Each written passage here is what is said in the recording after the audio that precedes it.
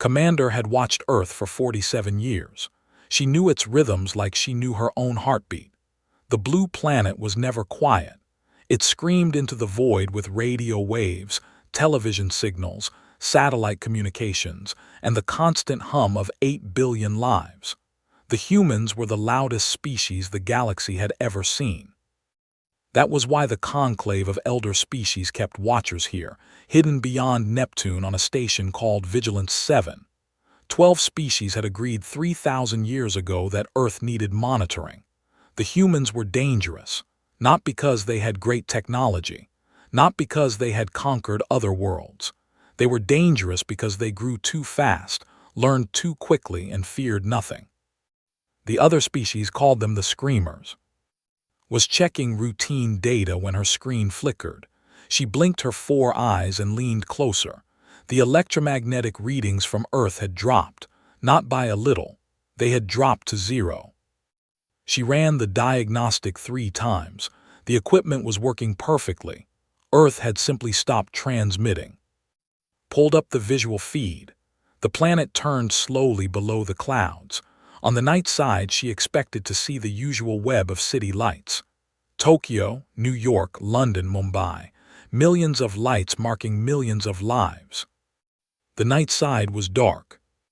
Not dim, dark, as if someone had reached down and switched off every light on the planet at the same moment. Felt something she had not felt in decades, fear. She sent an emergency signal to the conclave. Within 1 hour, representatives from all 12 elder species appeared on her communication screens. They spoke over each other in a dozen languages until the translation system struggled to keep up. High Counselor of the Dominion spoke first. He was old, even by the long-lived standards of his species. He had seen 7 worlds sterilized in his lifetime. All of them had been emergent threats like humanity. Finally, said, his voice was cold and satisfied. The Screamers have destroyed themselves. I told the conclave this would happen. These primitive species always do. They build weapons they cannot control and then they die. We should confirm this before celebrating, said Ambassador of the Collective. Her species was known for caution. Send a probe. Launched the probe herself. It was a small device, designed to be invisible to human technology. It crossed the solar system in 3 hours and entered Earth's atmosphere over the Pacific Ocean. The data came back and felt her blood turn cold. The humans were not dead. 8 billion life signs, 8 billion humans still moving, still breathing, still alive. The probe flew over cities that should have been full of activity. Cars sat motionless on highways. Planes rested on runways. Ships floated without power in harbors. But the people were there, standing in the streets, sitting in their homes, gathered in fields and parking lots and rooftops. They were looking up at the sky. They were waiting.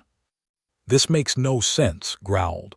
They cannot simply turn off their entire civilization. They do not have that capability. They do not have that discipline. And yet they have done it, said quietly. The conclave argued for 6 more hours. Some believed it was a natural disaster. Others thought it was a mass religious event. A few suggested it was some kind of suicide cult on a planetary scale. Watched the data streams and said nothing. She had spent 47 years studying humans. She had watched them split the atom and walk on their moon.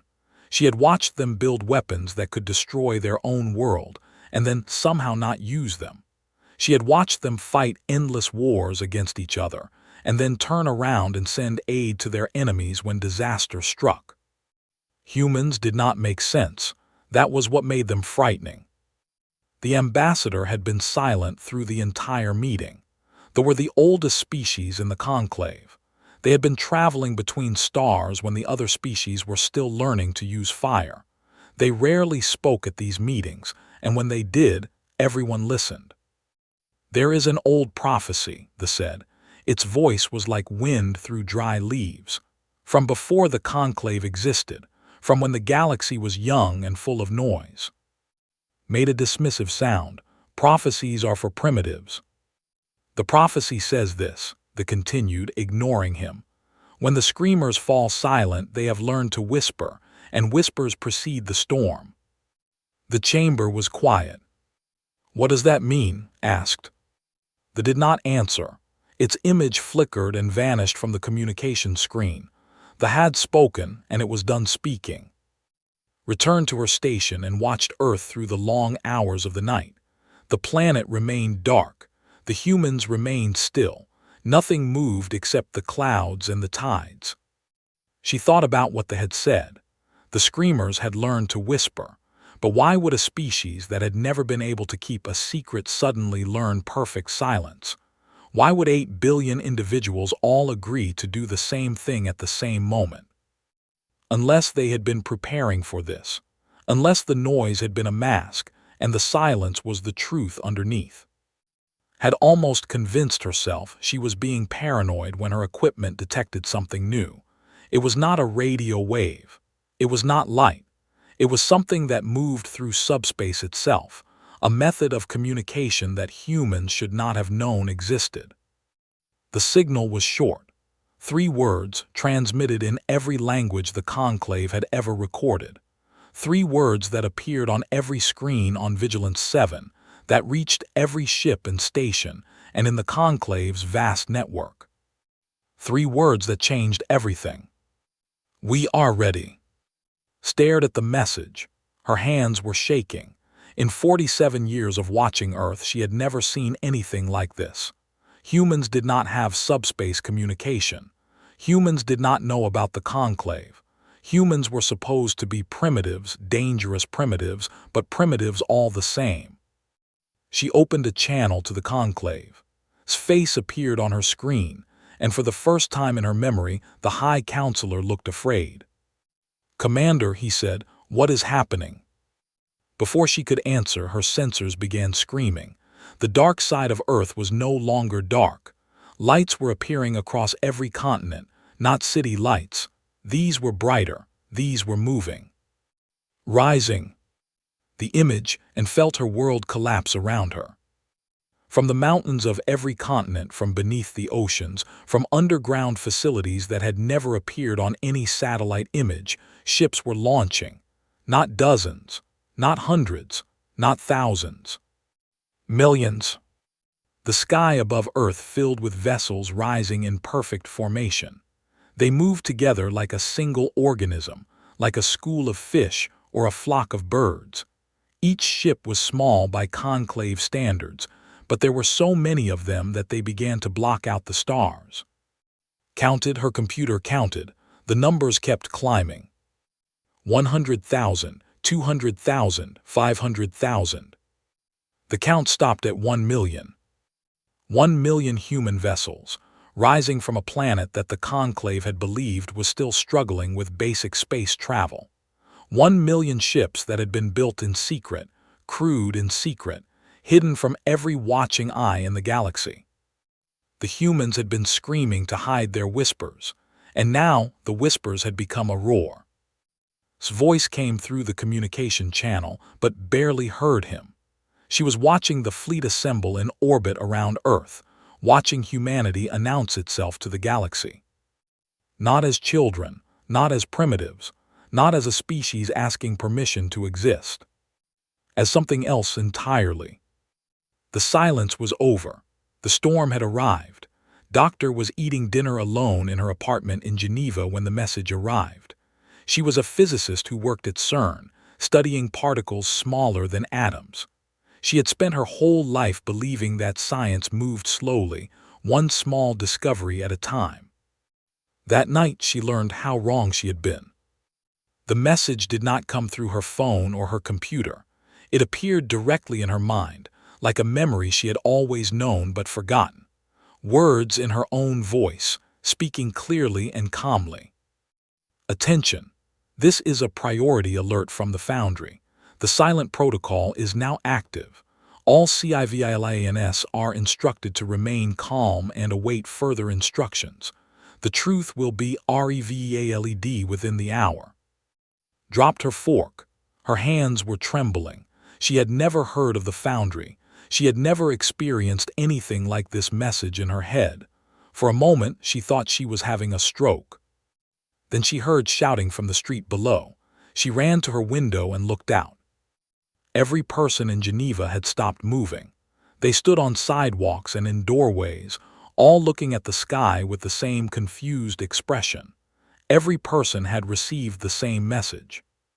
The lights in the city began going out, not randomly like a power failure.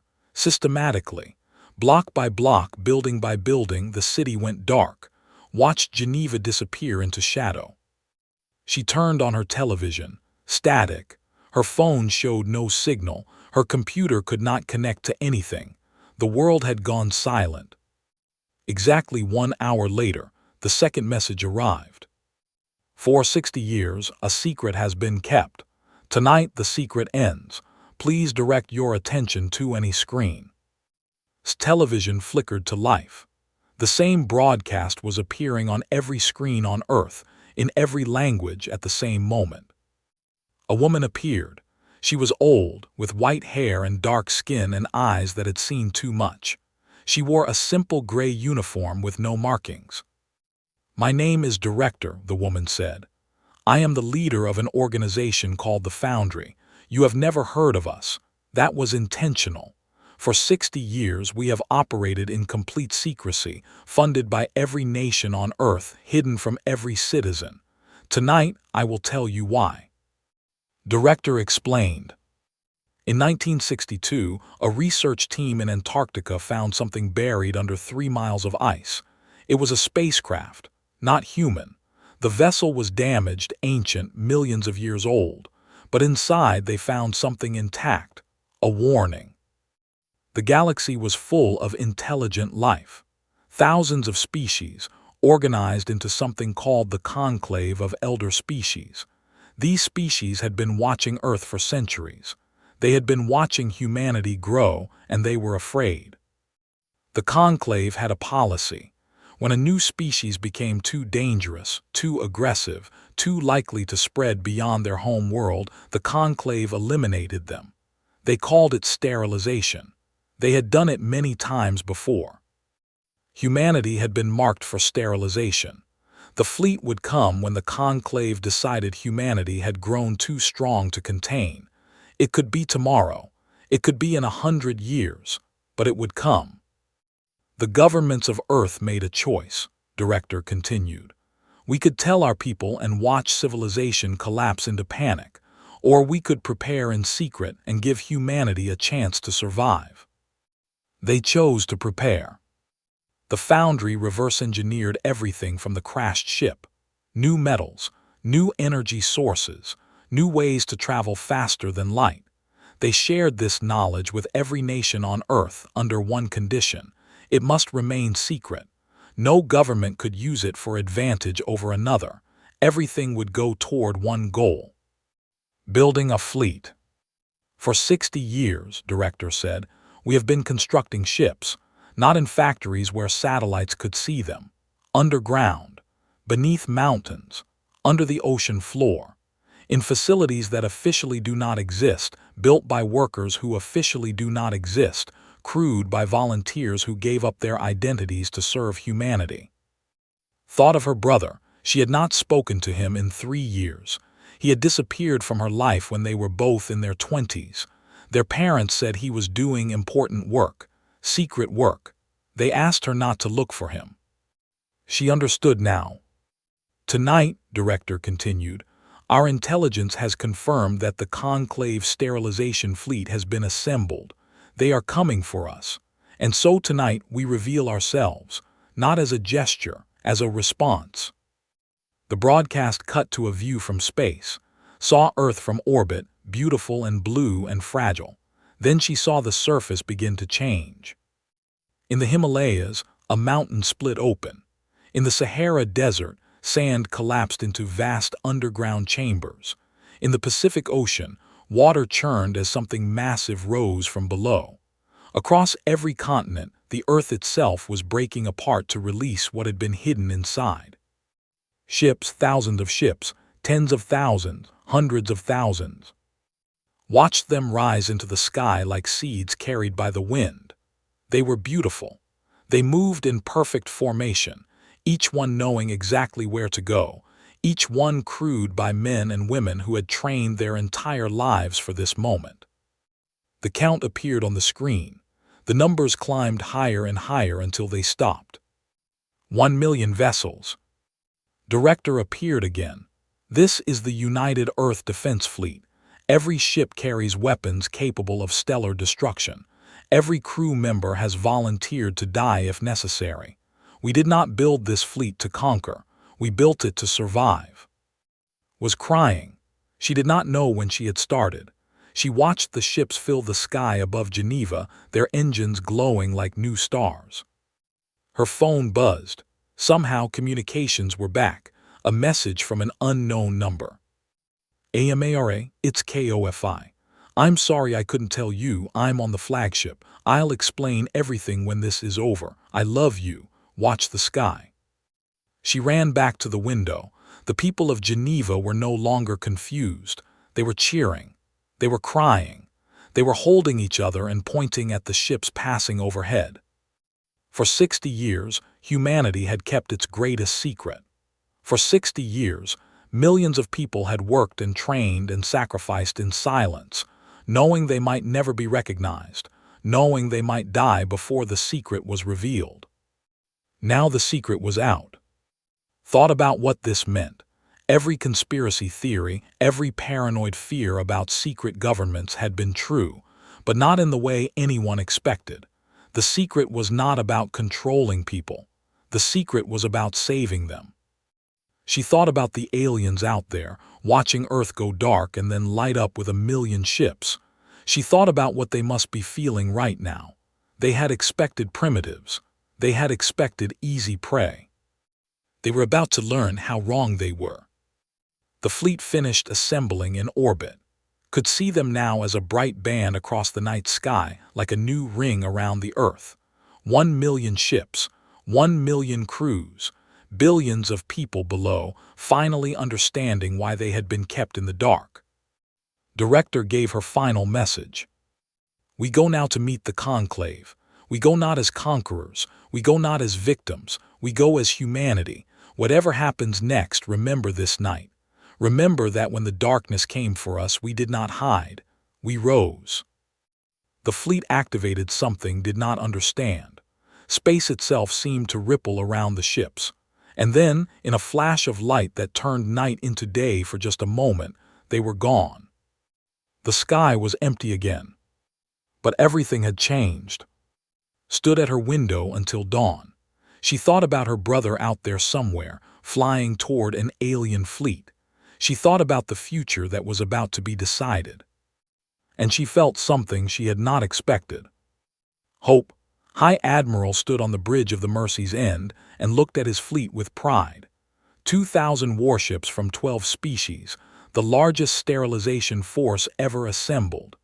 Each vessel was a masterpiece of destruction, carrying weapons that could turn continents to glass and oceans to steam. He had done this 6 times before.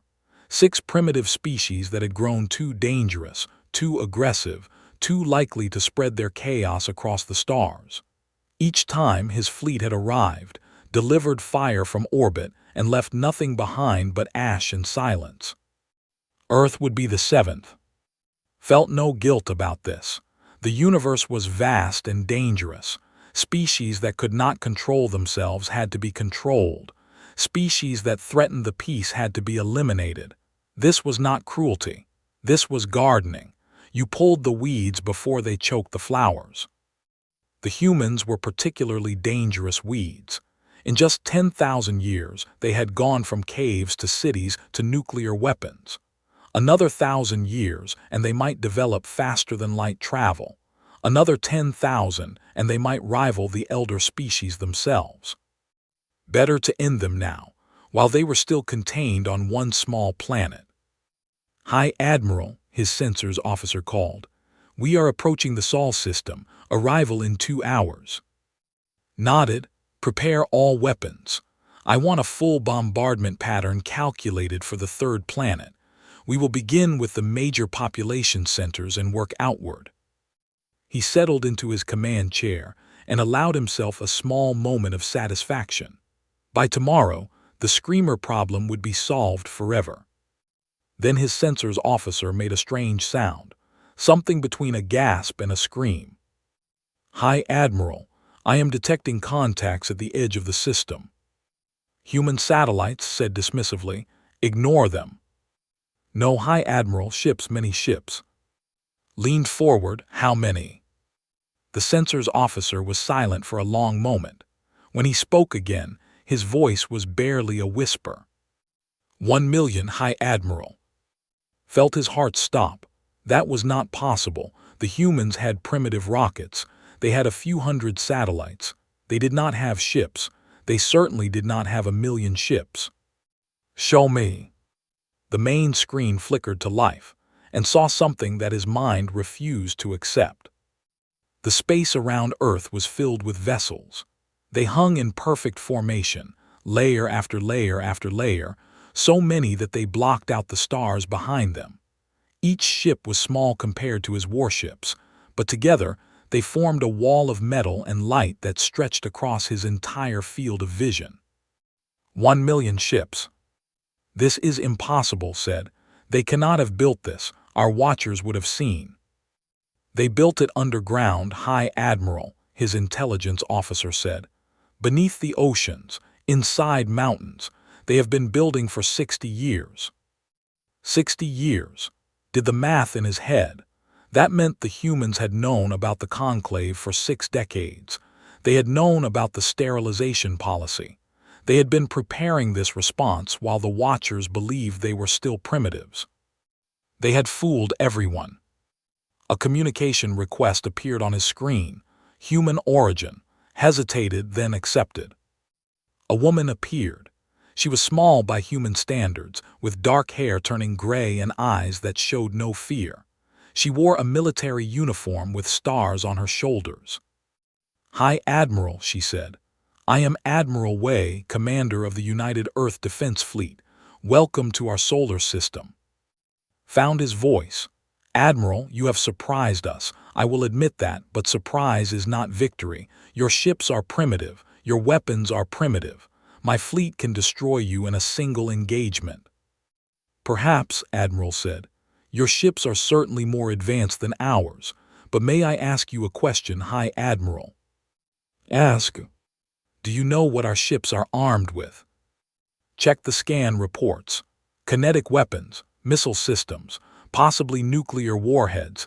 Dangerous at close range, but nothing my shields cannot handle." Admiral smiled. It was a small smile, almost friendly. That smile worried more than anything else. "Each of our vessels," she said, "carries a device we call a stellar igniter. It is based on technology we recovered from a crashed ship 60 years ago. We spent decades perfecting it." "What does it do?"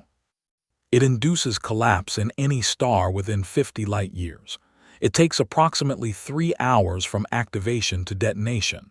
The star goes supernova. Everything within the system is destroyed." "Felt cold. You are lying." "We tested it twice," Admiral said calmly. "In empty systems, far from inhabited space. The recordings are available if you would like to review them." She transmitted a file, watched it on his private screen. He saw a yellow star, peaceful and ordinary. He saw a small object approach it. He saw the star begin to pulse, to grow brighter, to expand. And then he saw it explode, releasing more energy in one moment than it had released in 1,000,000,000 years. The recording ended, sat in silence. "You have 2,000 ships," Admiral continued. "We have 1,000,000. Even if you destroy us all, we will fire first. Every species in your conclave is within range of our weapons. We have already calculated the targets. We have already transmitted the coordinates to every ship." "This is madness," said. "You would destroy the galaxy to save yourselves." "No, High Admiral. We built this fleet to make sure we never have to use it. We did not come here to fight. We came here to make fighting unthinkable." "Understood now. The humans had built the ultimate deterrent. If anyone attacked them, everyone died. Not just the attackers, everyone. The conclave, the colony systems, the ancient civilizations that had existed for millions of years. All of it gone, because of one species that refused to die quietly. "What do you want?" asked. "A seat at the table," Admiral said. "Recognition as equals, the right to exist without the threat of sterilization.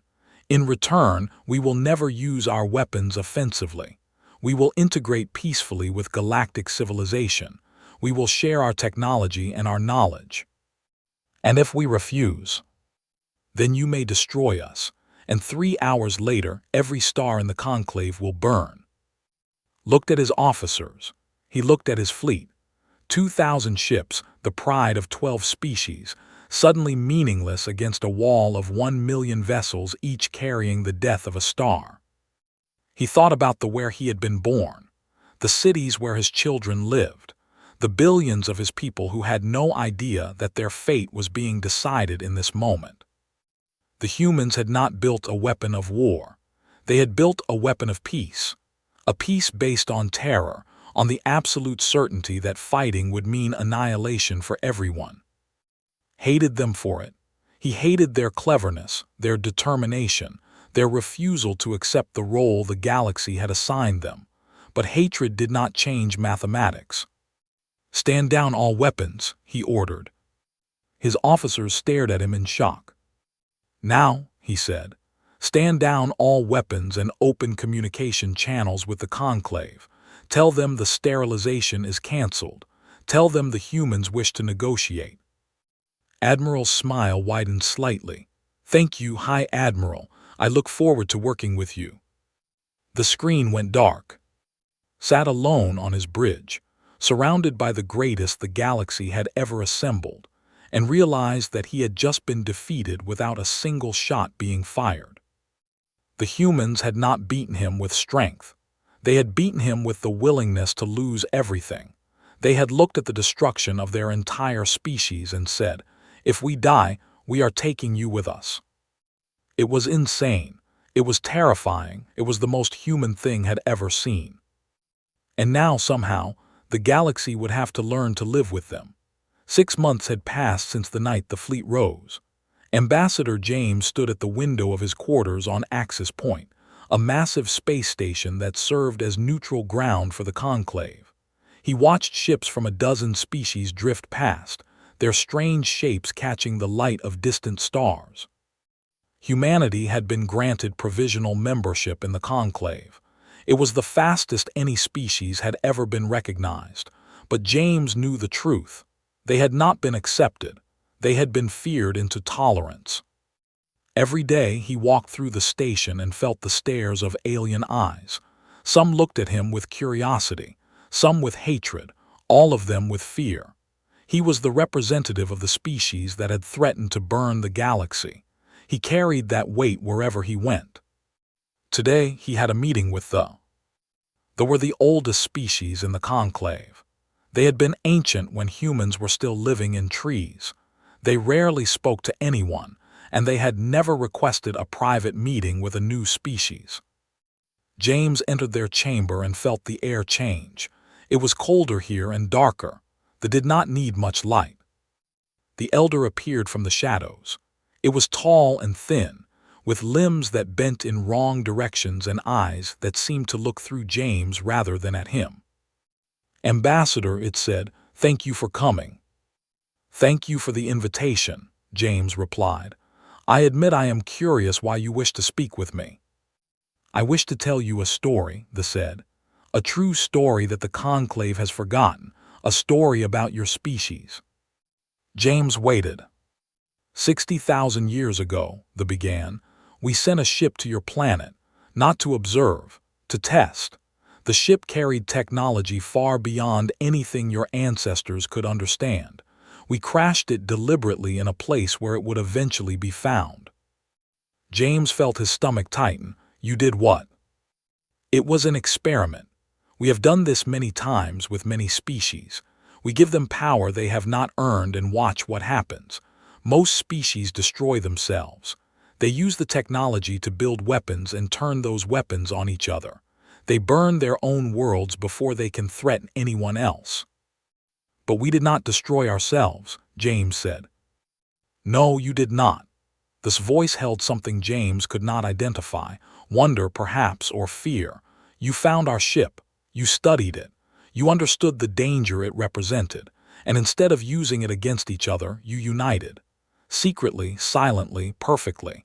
Every nation on your planet agreed to work together against a threat none of your people knew existed. We were supposed to fail, James realized. Yes, you were designed to fail. The test was meant to prove that humans were too dangerous, too divided, too aggressive to survive. Instead, you proved the opposite. You proved that when faced with extinction, your species could achieve absolute cooperation. You proved that humans can keep secrets, can sacrifice, can work toward goals that none of them will live to see completed. James thought about this. For 60 years, millions of people had worked on the Foundry project. Scientists, engineers, soldiers, construction workers, all of them keeping the same secret, all of them trusting that the sacrifice was worth it. Why are you telling me this? He asked. Because the Conclave is afraid of the wrong thing, they said. They fear your weapons. They should fear your unity. Your weapons can be destroyed. Your ability to unite cannot. That is what makes humanity truly dangerous. They moved closer. There are those in the Conclave who wish to destroy you anyway. They believe the risk is too great. They are planning something, Ambassador. I cannot tell you what, but I urge you to be careful. James nodded slowly. Thank you for the warning. Do not thank me, they said. I am not your friend. I am simply old enough to know that some forces cannot be stopped, only directed. James left the chamber with his mind racing. He needed to warn the fleet. He needed to increase security. He needed to find out who was planning against them and stop them before it was too late. He did not get the chance. 2 days later, an assassin tried to kill him. It happened in a public corridor. James was walking to a diplomatic meeting when he felt something sharp press against his back. He turned and saw a creature from a species called the. Its eyes were empty. Its hand held a blade made of crystal. For the galaxy, it whispered and drove the blade forward. James moved without thinking. He had been trained for this, though he had hoped he would never need it. He caught the blade on his forearm, feeling it slice through his suit and skin. He grabbed the assassin's wrist and twisted, using the creature's own momentum to throw it against the wall. Security arrived seconds later. They surrounded the assassin and pulled James to safety. He watched them drag the away, blood dripping from his arm, and felt something cold settle in his chest. The peace was fragile. The peace had always been fragile. 1 million ships and stellar weapons had bought them a seat at the table, but they had not bought acceptance. They had not bought safety. That night he received a message from Earth. His sister wanted to talk. His face appeared on his screen. She looked tired. Everyone on Earth looked tired these days. The revelation of the Foundry had changed everything. People were still processing what it meant. James, she said, are you all right? I heard about the attack. I am fine, a scratch, nothing serious. This is not working, said. The Conclave will never accept us. We threaten to destroy them. You cannot build friendship on that foundation. We did not have a choice. I know, but that does not change the reality. Is talking about dismantling the stellar weapons. He thinks that might help. If we remove the threat, maybe they will trust us. James shook his head. The weapons are the only reason they have not attacked us again. The moment we disarm, we become vulnerable. So we live in fear forever, holding a gun to the galaxy's head. We live, James said simply. That is more than we would have done without the weapons. Was quiet for a long moment. Wants to talk to you. He is on his way to Axis Point. I will meet him. James ended the call and stared at the stars outside his window. His brother was coming to argue for peace through disarmament. Half the fleet agreed with him. The other half thought any sign of weakness would invite attack. The humans had united against an external threat. Now they were starting to divide over what to do with their victory. James understood both sides. He understood the fear of those who wanted to keep the weapons. He understood the hope of those who wanted to remove them. He understood that both positions came from the same place, a desperate desire to survive. But survival was not enough. They had shown him that. The Conclave feared humanity's ability to unite, not their weapons. If humanity started fighting among themselves, they would prove the Conclave right. They would become just another dangerous species that could not control itself. He thought about the assassin's words. For the galaxy, the creature had believed it was doing the right thing.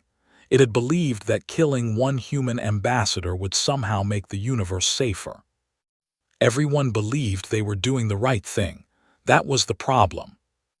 James watched a Conclave patrol ship drift past his window. Somewhere out there, beings were plotting to destroy his species. Somewhere closer, his own people were arguing about whether to keep the weapons that protected them. And here he stood, one man trying to hold it all together. He thought about what it said. You cannot build friendship on threats. Maybe she was right. Maybe the weapons were not enough. Maybe humanity needed to offer something else. Something that would make the galaxy see them as partners rather than threats. He did not know what that something was, not yet. But he would find it, he had to. Because the alternative was a war that no one would survive. 10 years had changed the galaxy. Stood on a balcony in New Geneva, the city that had risen where the old Geneva once stood. Around her, buildings reached toward the sky in designs that mixed human and alien architecture. Ships from a dozen species moved through the clouds above. Children played in parks where humans and non-humans mixed without thinking. This was what peace looked like. After the assassination attempt on Ambassador, something unexpected had happened. The Conclave species that had been watching from the sidelines began to reach out. They had seen the worst of what humanity could threaten, and now they wanted to see the best. Human engineers worked with Conclave scientists to improve starship technology. Human artists shared their music and stories with species that had never heard such things. Human doctors treated alien diseases, and alien doctors treated human ones. Slowly, carefully, trust began to grow. The stellar weapons still existed. They were still crude, still ready to fire at a moment's notice, but they had become a last resort rather than a first threat. Humanity had learned to offer more than destruction. Had not gotten his wish to dismantle the weapons, but he had found another way to contribute. He commanded a ship now, but it was a rescue vessel, not a warship. He traveled to disaster zones across the galaxy, bringing human help to species that had once wanted humanity dead. Today, he was home for the first time in 2 years. He stood beside on the balcony, watching the sunset paint the sky in colors that no longer seemed alien. "It is strange," he said. "I spent 15 years preparing for war. Now I spend my time saving lives." "That is not a bad change," said. "No, it is not." They stood in comfortable silence. The years of distance between them had healed slowly. They had both been part of something larger than themselves, and that shared experience had brought them back together. Then's communicator buzzed. He checked it and his expression changed. "What is it?" asked. "Emergency summons, all fleet commanders, something has happened." He left quickly, watched him go, feeling the old fear return. 10 years of peace, and she still remembered how quickly everything could fall apart. 6 hours later, Ambassador addressed the combined conclave from the chamber on Axis Point. Every species was represented. Every screen on every world carried his words. "For 10 years," he said, "we have built something new. A galaxy united not by fear but by cooperation. Humans and conclave species working together, learning together, growing together. I am proud of what we have achieved." He paused, his face was grave. But today, I must share a truth that has been hidden for millions of years. They have finally told us everything, and what they have told us changes everything. The elder appeared beside him. Its ancient form seemed even older now, bent by the weight of secrets finally being released. When the universe was young, they said, the galaxy was full of noise. Thousands of species, all broadcasting their existence into the void, all reaching out to find others like themselves. Something answered. The main screen changed. It showed an image from deep space, a region between galaxies where nothing should exist. But something was there, a shadow darker than the darkness around it, a shape that seemed to drink in light itself. We call it the entity, they continued. We do not know what it is. We do not know where it comes from. We only know that it is drawn to noise, to signals, to the sounds that intelligent species make when they reach for the stars. Our original civilization was vast, millions of worlds, billions of years of history. When the entity came, we lost everything in a single century. We survived only because we learned to be quiet, to hide, to silence anything that might attract its attention. Understanding spread across the faces of the assembled ambassadors. The policy of silencing emergent species, the sterilization of worlds that grew too loud. It had never been about prejudice or control. It had been about survival. We have monitored the entity for millions of years, they said. It moves slowly between galaxies. It sleeps for long periods, but it always wakes. It always hunts. 3 days ago it woke again, and it is coming here. The chamber erupted in chaos. Species that had been rivals for centuries began shouting at each other.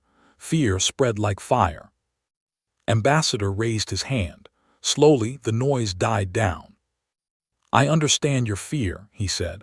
For millions of years, the Conclave's strategy has been to stay quiet and hope the entity does not notice. But that strategy has failed. The entity is coming regardless. Silence will not save us. So what do you propose? High Admiral demanded. His voice was harsh but could see the fear in his eyes. Even the great warrior was afraid of what approached. I propose we stop hiding, said. I propose we stand together and face what is coming. Not as scattered species trying to avoid attention, but as a united civilization ready to defend itself. That is madness, someone shouted. The entity destroyed the original civilization. They were far more advanced than us. They were also alone, replied. They faced the entity as a single species. We are thousands of species working together. We have human determination and dominion warships and knowledge and the skills of 100 other peoples. Apart, we are weak. Together, we are something the entity has never faced before. The elder stepped forward. The human speaks truth. In all our observations of the entity, we have never seen it encounter a truly united opposition. We have always scattered, hidden, hoped to survive individually. Perhaps that is why we always lose. Watched the debate unfold through the broadcast. She saw fear slowly transform into something else. Determination. Resolve. The same thing she had seen on Earth 10 years ago when 1,000,000 ships rose to face the Conclave. Humanity had united against extinction once. Now they were asking the galaxy to do the same. One by one, the species of the Conclave agreed. The Dominion pledged their fleets. The collective offered their industrial capacity. A dozen other species contributed what they could. For the first time in galactic history, every intelligent species was working toward the same goal. Survival. Called that night. He was aboard his ship, preparing to join the defense fleet. Are you afraid? She asked. Terrified, he admitted, but also proud. 10 years ago, we threatened to destroy the galaxy to save ourselves. Now we are leading the galaxy to save everyone. That means something. Do you think we can win? Was quiet for a moment. I think we are about to find out what all of us, humans and aliens alike, are really capable of. and I think that whatever happens, we will face it together." He ended the call, returned to her balcony. The sky above New Geneva was filled with ships, human vessels and conclave vessels, side by side, preparing for the fight of their lives. They moved in formation toward the edge of the solar system, where they would join the largest fleet ever assembled. The entity was coming. The darkness was approaching, and for the first time in cosmic history, it would not find a galaxy of frightened species hiding in silence. It would find them standing together, ready, defiant. Thought about everything humanity had survived. The wars, the plagues, the near misses with extinction. They had always found a way through, not because they were the strongest but because they refused to give up.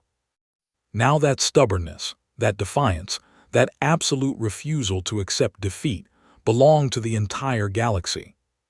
She watched the fleet until it disappeared among the stars. Then she went inside to prepare. Whatever was coming, humanity would face it the same way they had faced everything else. Together, with hope, and with the unshakable belief that the darkness could be defeated. The entity might destroy them all, but it would never find them cowering. It would never find them quiet. It would find them ready. And sometimes that was enough.